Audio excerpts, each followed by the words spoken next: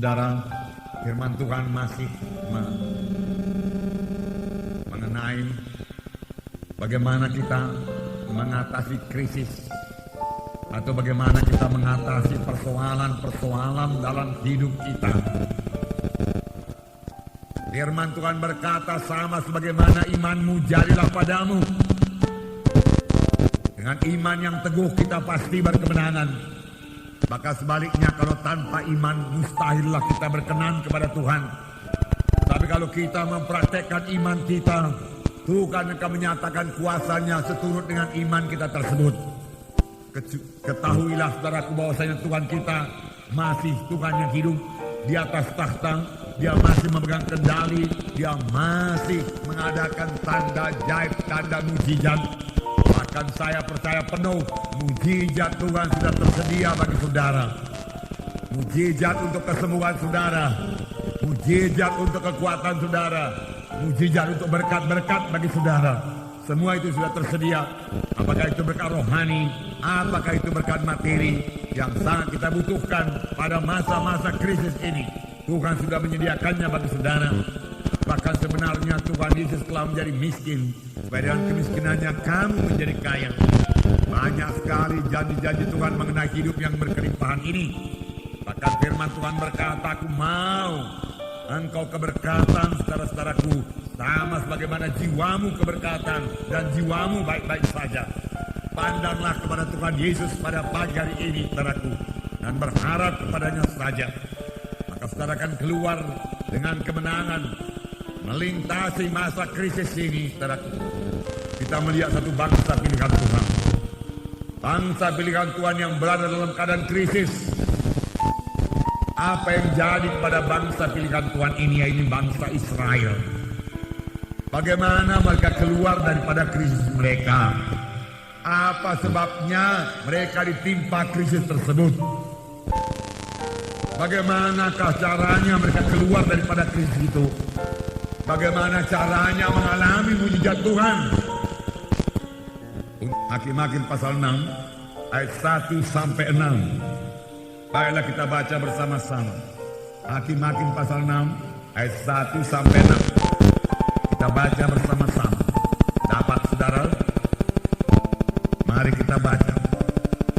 Tetapi orang Israel melakukan apa yang jahat di mata Tuhan. Sebab itu Tuhan menyerahkan mereka dalam tangan orang Midian 7 tahun lamanya. Dan selama itu orang Midian berkuasa atas orang Israel.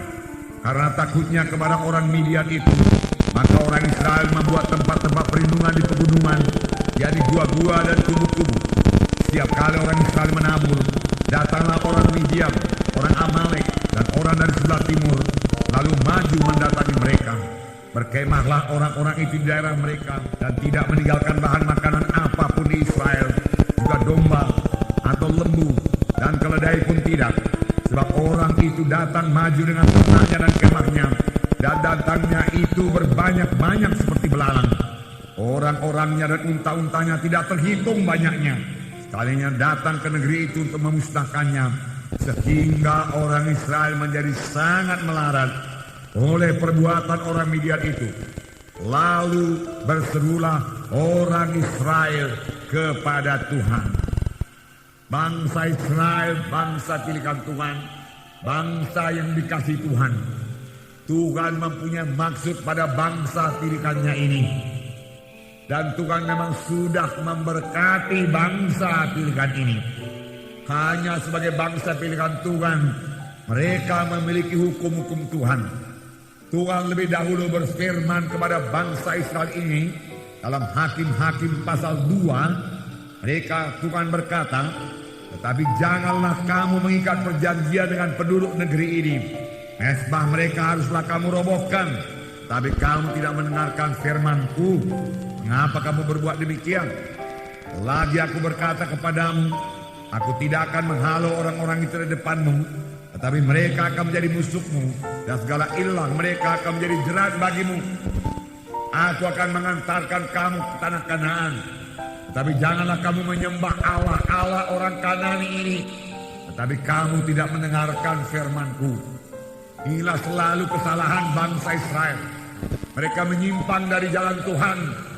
Sesudah mereka diberkati Tuhan, mereka mulai lupa kepada Tuhan dan mulai ikut adat istiadat bangsa Kanani dan mulai ikut menyembah ilah-ilah orang Kanani. Lalu datanglah persoalan, perlindungan Tuhan dicabut daripada mereka. Dan pada waktu perlindungan Tuhan dicabut, maka dengan mudah musuh-musuh menguasai Israel. Dan tanpa perlindungan Tuhan, Israel tidak punya kekuatan. Tanpa perlindungan Tuhan, bangsa pilihan Tuhan sekarang ini, anak-anak Tuhan juga tidak punya kekuatan. Apakah yang menyebabkan perlindungan Tuhan itu dicabut? Perlindungan Tuhan dicabut karena ada dosa yang tidak diselesaikan.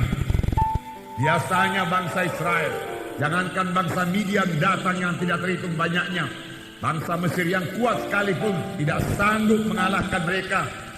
Panjang mereka menyembah Tuhannya, panjang mereka bersekutu dengan Tuhan, panjang mereka tidak berbuat dosa. Dosalah yang menyebabkan mereka lemah, dosalah yang menyebabkan mereka kalah, dosalah yang menyebabkan anak-anak Tuhan sekarang dikuasai oleh setan, dikuasai oleh kutuk dosa. Dosa menyebabkan doa tergendala. Firman Tuhan berkata, bukannya tanganku terlalu pendek untuk menolong kamu, bukannya telingaku terlalu berat untuk mendengarkan doamu, tetapi dosamu serupa dengan dinding memisahkan aku dengan engkau. Tuhan berkata, parah sekali akibat dosa itu. Kekalahan selalu datang karena dosa yang tidak diselesaikan. Tidak ada kuasa. Oleh sebab itu jangan biarkan dosa berkuasa dalam hidup kita, saudaraku.